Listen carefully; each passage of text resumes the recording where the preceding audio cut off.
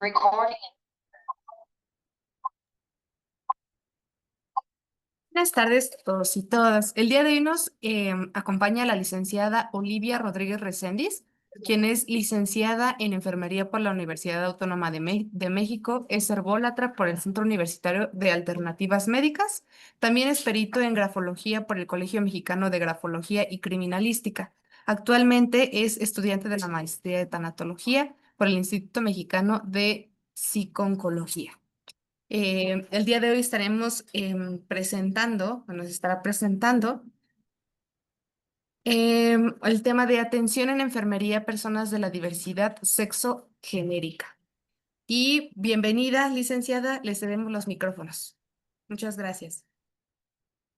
Muchas gracias, buenas tardes. Voy a iniciar a compartir pantalla.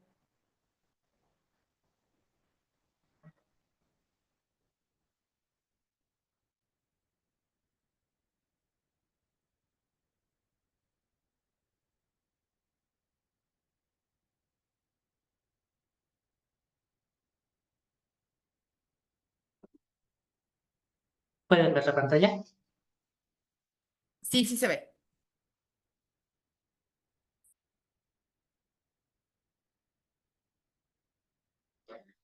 Buenas tardes a todos y todas. Un gusto acompañarlos el día de hoy y que me acompañen el día de hoy para esta presentación. Como ya les he comentado, voy a dar un poquito de cómo se da la atención en enfermería a personas de la diversidad sexogenérica. Y bueno, para empezar vamos a dar un poquito de lo que son conceptos iniciales para comprender un poco el tema. Dentro de los conceptos que tenemos que conocer o que tenemos que abordar es el concepto de género, que de acuerdo con Simone de Beauvoir y Judith Butler nos hablan de que es una construcción sociocultural que nos va a dar una clasificación social y que por eso va a cambiar a través del tiempo y el espacio, porque no va a tener una estructura general en la cual se ponga en un tiempo específico. Esto nos va a dar lo que también son los roles, las expresiones, las identidades y los comportamientos que cada persona dentro del género tiene que tener. El género se refiere a lo masculino y lo femenino, entonces cuando hablamos de lo estereotípicamente femenino, hablamos de el color rosa, de jugar con muñecas, y cuando hablamos de lo estereotípicamente masculino, hablamos de esta parte del color azul, de ser rudos, de no tener sentimientos, no llorar y no expresar toda esta parte. Y tenemos el sexo. El sexo es la cuestión biológica que se nos asigna al nacer, dependiendo de los órganos sexuales que tengamos, ya sean órganos sexuales primarios al nacer y secundarios en la adolescencia, al igual que la parte cromosómica, la parte hormonal y etcétera. Y es con lo que identificamos a una persona como hombre o macho en la parte biológica, hablando de animales, o hombre o mujer en la parte de humanos. Es importante no confundir estos dos conceptos porque tienen mucho a confundirse. Un estereotipo de género, entonces, va a ser una cuestión generalizada, percibida sobre atributos o características que deberían desempeñar hombres y mujeres y que va a tener que ver con esta parte femenina o masculina. Y la diversidad sexogenérica nos habla también que es todas las posibilidades que tiene una persona de expresar, vivir, asumir expresiones, preferencias, orientaciones e identidades sexuales. La disforia de género va a ser entonces, pues esta parte en la cual una persona no se siente o se siente incómoda o no se siente a gusto con el sexo asignado al nacer o con el género asignado al nacer. Mientras que la discriminación pues es una práctica cotidiana que consiste en un trato desfavorable a las personas por cualquier tipo de condición o por alguna cuestión de desigualdad. El estigma es un concepto muy amplio, incluye toda esta parte de asociaciones negativas que se tienen en torno hacia una situación específica. En este ámbito, por ejemplo, los estigmas son muy presentes dentro de la sociedad por la parte de la educación que se da a la misma. Y bueno, aquí tenemos lo que se le denomina la persona de jengibre, que este es un instrumento que nos ayuda como a entender toda esta parte de cómo se comporta o cómo se compone una persona. Tenemos la parte de orientación, que la orientación va a ser esta parte de a quién nos sentimos atraídos, a quién amamos, a quién queremos. Vamos a tener la identidad de género, que es la parte de cómo yo me percibo, cómo yo me siento, cómo yo me vivo. La expresión de género, que va a ser exactamente todo esto que sentimos, cómo se los vamos a expresar a las demás personas, en vestimenta, en maquillaje, en forma de caminar, en manerismos, etc. Y el sexo biológico, que como ya lo hemos visto, pues son caracteres sexuales primarios y secundarios, además de las cuestiones gonadales, las cuestiones hormonales y las cuestiones genéticas.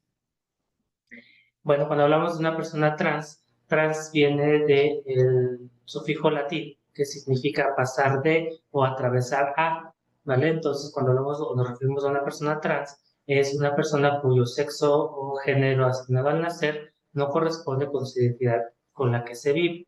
Es importante saber que existen personas transexuales y transgénero, que no va a ser lo mismo. Una persona transgénero solamente va a buscar cambiar toda la parte de la vestimenta, de maquillarse o no maquillarse, pero no va a empezar un tratamiento hormonal, no va a desear, por ejemplo, una reasignación de sexo con una parte ya quirúrgica, nada por el estilo, mientras que una persona transexual sí. Una persona transexual va a buscar cambiar toda la parte del sexo asignado al nacer, no solamente las características sociales. Y bueno, aquí tenemos lo que se denomina el paraguas trans.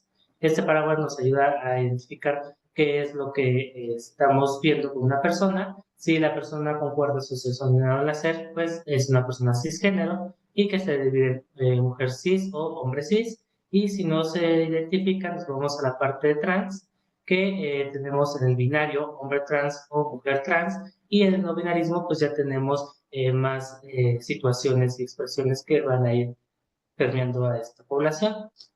Y bueno, enfermería, que la enfermería es una rama de la medicina, obviamente, que atiende a esta población y que, pues como tal, brinda una atención de calidad y más allá de ver una enfermedad, ve a una persona como un ser unitario. Y exactamente tenemos una teórica dentro de enfermería que es esta Martha Rogers, y nos habla exactamente de esto. El propósito de esta teoría es reconocer que la persona es más que la suma de sus enfermedades o de la suma de sus pues atributos, sino que es un ser unitario completo que le va a componer una serie de pues componentes que va a tener la persona y que estos van a estar influidos uno en el otro. Es decir, estas esferas que tiene la persona van a determinar no solamente la parte física, sino también la parte biológica, la parte psicológica, y si alguna de estas esferas llega a romperse, entonces va a afectar la salud de la persona. Cuando tenemos una persona que tiene alguna enfermedad, no solamente va a ser la enfermedad lo que vamos a tener que ver, sino cómo esta enfermedad va a estar influyendo en la persona, en el trabajo, en la parte social, en la parte económica, porque tal vez es la persona que provee a la familia y ya sin el trabajo no puede seguir proveyendo ese dinero, ese sostén. Entonces, todo esto lo tenemos que tener en cuenta cuando damos una atención.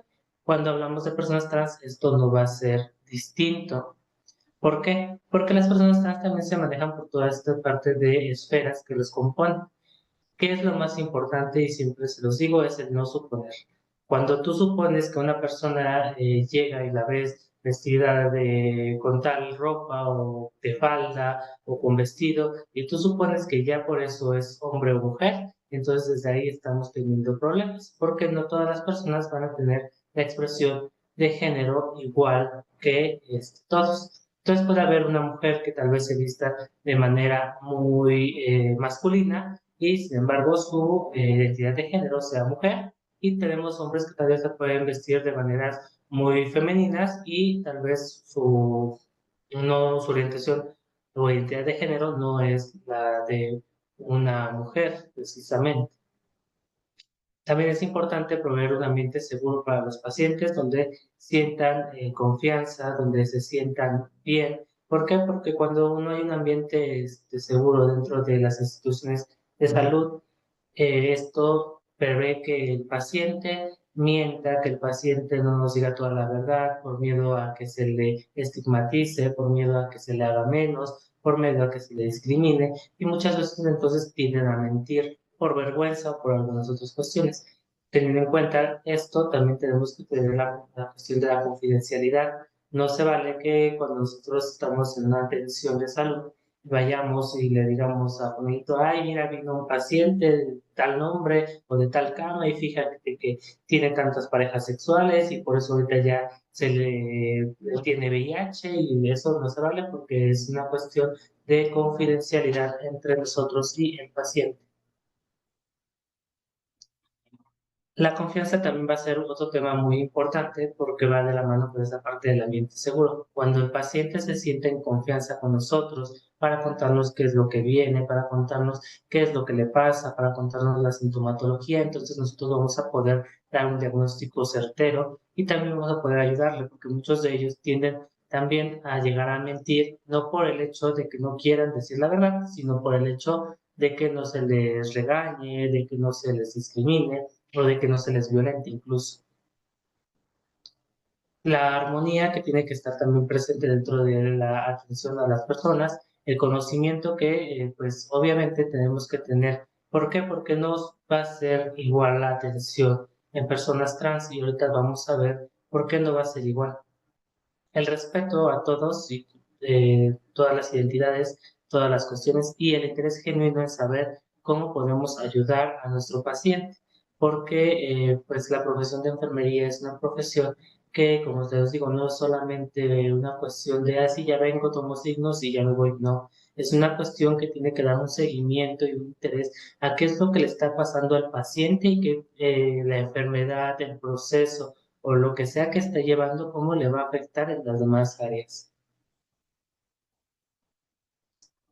Y bueno, esas actitudes básicas son las que se tiene que tener para dar una atención y esto nos tiene que dar la congruencia, la aceptación incondicional y la empatía, congruencia en los actos, en las acciones, lo que realizamos, cómo nos dirigimos con las personas, la aceptación incondicional, el saber que una persona no la vamos a poder cambiar, no la vamos a poder, pues sí, no vamos a poder influir en ella y hacer que cambie su perspectiva o la persona que es.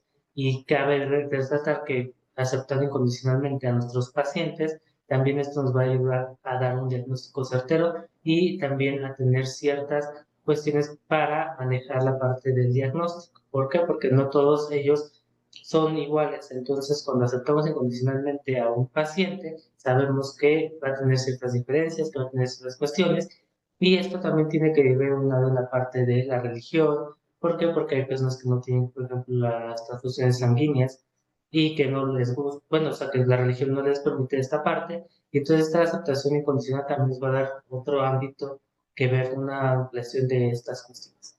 Y la empatía, que la empatía no es precisamente el ponerte en los zapatos de la otra persona y si él llora, tú lloras, ¿no? O sea, es una cuestión de reconocer que esa persona es todo un mundo y que ese mundo en ese momento está mal por ciertas cuestiones y no estar pues o desvalorando su experiencia, no estar diciendo, ay, que solamente por eso lloras, solamente por eso estás mal. No, porque toda esa historia de vida que tiene la persona es lo que le lleva en ese momento a sentir estas cosas. No todos les damos el mismo significado a las cosas, entonces es importante en esa parte tener la empatía de esa manera.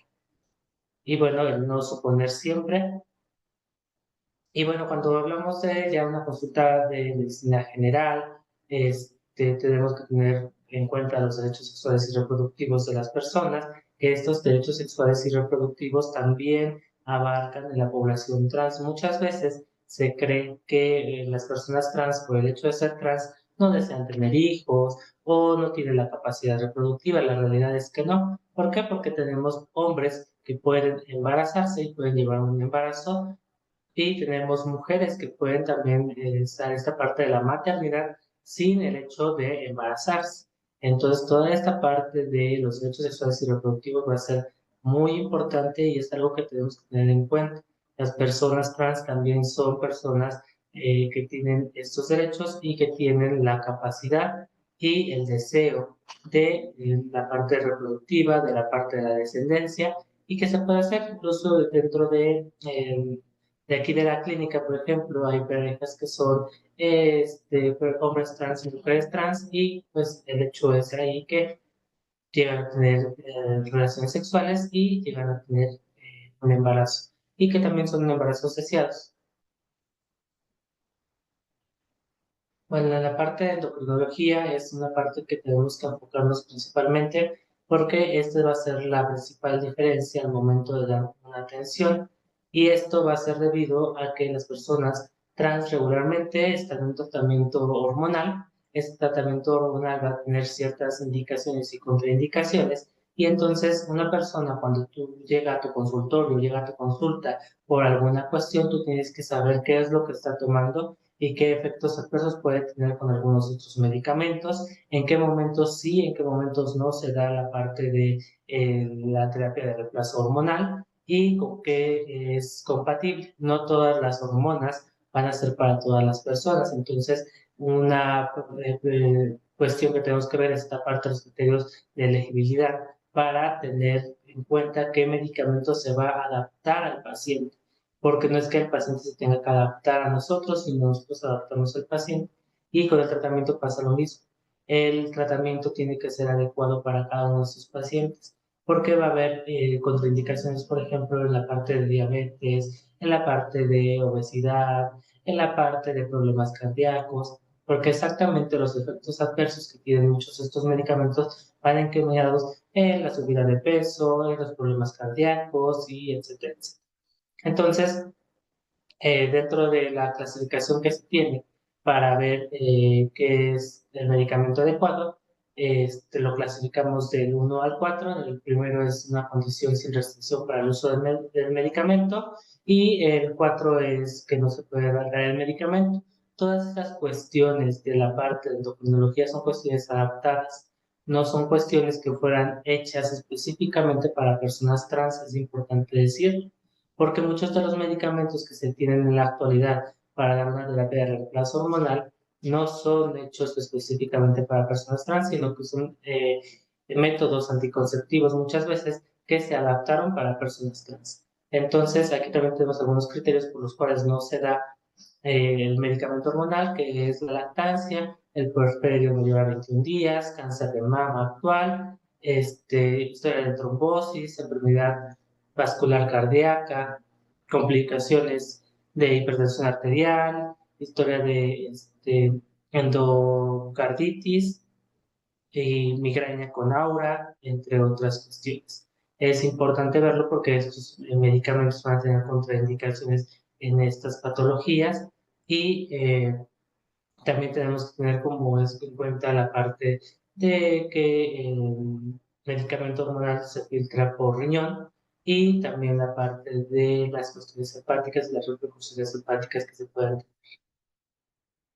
Y bueno, vamos a ver algunas consideraciones. El uso del binder es una herramienta que utilizan hombres trans para la parte de que las mamas o los senos no se noten tanto al momento de que ellos están en su trabajo o en alguna cuestión. Esto lo hacen por exactamente las violencias que viven. Sin embargo, como hay uso de binder seguro, también hay cuestiones inseguras, por ejemplo, el uso de vendajes o de cuestiones que comprimen dentro de lo que es la mama, que puede causar pues lesiones, infecciones, o incluso que puede afectar toda la parte del funcionamiento de la mama, y es causar a veces también cáncer de mama por la presión que se está teniendo diariamente. Por eso es importante estar tomando en cuenta esta parte del uso de Bayer seguro. La mastectomía, que es un procedimiento que se hace en personas, regularmente hombres trans, para quitar lo que es la parte de la mama, y pues los cuidados que se tienen que tener alrededor de estos tipos de operaciones. El montarse, que es una cuestión que se utiliza en algunas ocasiones por mujeres trans, y que consiste en que la parte del pene la utilizan o la echan hacia atrás y la acomodan entre los testículos y con el calzón para que quede sin notarse. Sin embargo, esto también tiene algunas repercusiones porque esto puede traer que los testículos suban y entonces crean una cuestión de que se ligan los testículos y entonces es riesgoso para los pacientes también ese tipo de cuestiones. La vaginoplastia, que es la cuestión de exactamente ya eh, cortar la estructura del pene y con la misma cuestión de que se corta, se va creando lo que es una vagina. Obviamente solamente son las cuestiones técnicas, ¿no? Porque no se puede crear como toda la parte del clítoris y demás, pero sí toda la parte tal vez estructural de orificio de los labios y que cabe mencionar que se sigue teniendo una parte de sensibilidad porque sigue siendo piel. El uso de biopolímeros, que es una cuestión también muy importante, porque exactamente debido a esta parte de los estereotipos de belleza, los estereotipos de lo que una mujer tiene que ser, muchas mujeres trans llegan a utilizar lo que son aceites, y esos aceites se los inyectan ya sea en los glúteos, en las mamas, para dar más volumen. Lo que pasa con estos biopolímeros es que después se filtran dentro de la piel y queman toda la estructura de la piel. Entonces, toda esta parte va a causar heridas que son, pues sí, muy grandes y que van a perjudicar la estructura de la piel y van a perjudicar a nuestro paciente en la manera de que, pues, se va a sentir mal con su cuerpo, ya no va a querer verse, ya no va a querer tocarse, le va a dar pena el hecho de estar, pues con una persona. Y aquí es donde se conjuga esta parte, ¿no? Es, tal vez vengan a la atención porque quieren esta parte de quitarse el biopolímero, pero todas las cuestiones que conlleva esa parte del uso de biopolímeros, pues son las que enfermería tiene que estar viendo. Los enemas que son utilizados para las prácticas sexuales, porque muchas veces no quieren, por ejemplo, que se note que hay esos fecales dentro del ano y demás, pero estos enemas también a largo plazo causan un barrido de toda la flora bacteriana normal de lo que es el intestino. Entonces, lo que va a llevar es que puede haber algunas infecciones, algunas cuestiones con el uso recurrente de estos enemas. Y la citología cervical, que es una cuestión que también tiene que ver con ver que nuestros pacientes pues, se realicen estas patologías en una manera recurrente, pero muchas veces por el estigma de no querer asistir a una atención, no lo realizan. Porque yo como hombre, ¿cómo es que voy a ir a dar o a pedir una atención en ginecología, ¿no? Y toda esta parte del morbo y esta parte de los estereotipos y esta parte de los tabús, pues llega un hombre a pedir una consulta de ginecología y se le quedan viendo raro, le empiezan a decir cosas, le empiezan a preguntar más allá de lo que deberían de preguntar. Y otra de las cuestiones que tenemos que tener en cuenta al realizar las cirugías cervicales es exactamente que el uso de hormonales va a atrofiar la parte de lo que es el cervix y muchas veces puede que las muestras sean inadecuadas. Por eso es importante también que el seguimiento se esté dando de manera recurrente, preferentemente que la cirugía cervical se haga antes de utilizar hormonas para que tengamos un diagnóstico certero.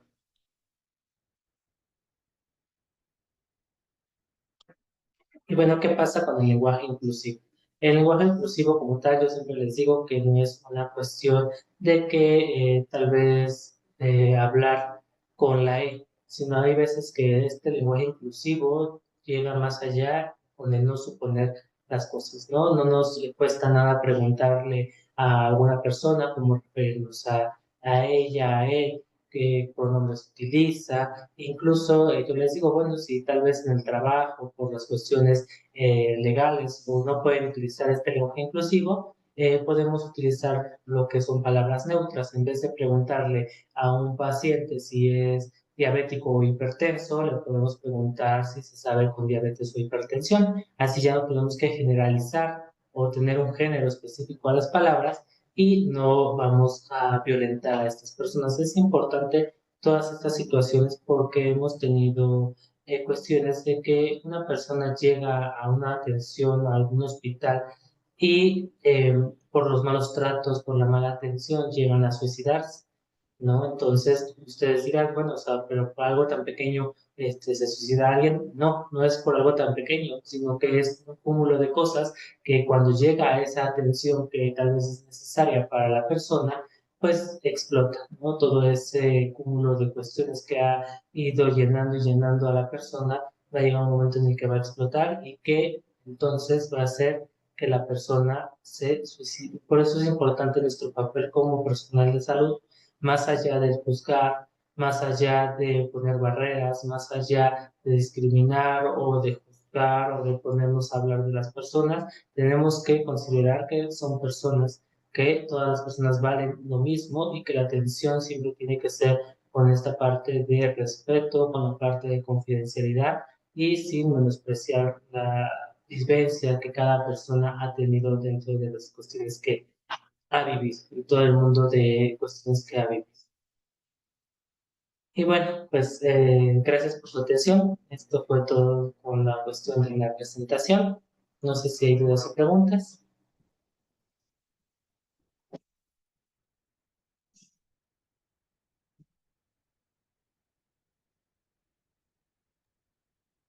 Doctora, muchísimas gracias por estar con nosotros, por acompañarnos un ratito esta tarde. Por el momento no veo preguntas ni en redes sociales no nos han hecho llegar alguna, pero sí le quiero agradecer por tomarse el tiempo, por compartir con nosotros y bueno, también invitarla para que participe en alguna de las actividades que tenemos para egresados, además de regresa a casa. Muchas gracias. No sé si hay algo más con lo que quiera cerrar con nosotros. Pues solamente recordar a la audiencia y a todas las personas que atienden a las personas de la comunidad o atienden a cualquier persona, que siempre sea un trato digno para todas las personas. Recordarle a enfermería que nosotras no somos las asistentes del médico, no somos quienes diagnosticamos o recetamos medicamentos, sino somos quienes ayudamos a la persona con toda esta parte de la vivencia que tiene dentro de la enfermedad que está viviendo. Sí, claro, siempre desde el lado humano. Exacto. Sí, muchísimas gracias. De verdad le agradecemos su tiempo. A los demás les recordamos que la solicitud para constancias está en el área de comentarios. Tienen hasta las 10 de la noche del día de hoy para solicitar la de esta ponencia. Muchísimas gracias de nuevo, doctora. Esperamos contar con su presencia nuevamente y pues nos vemos en una siguiente transmisión. Muchísimas gracias a todos.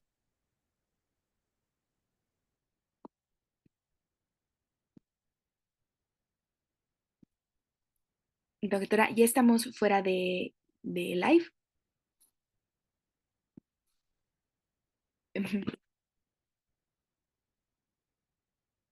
No sé si me escucha. Ya, sí, es que se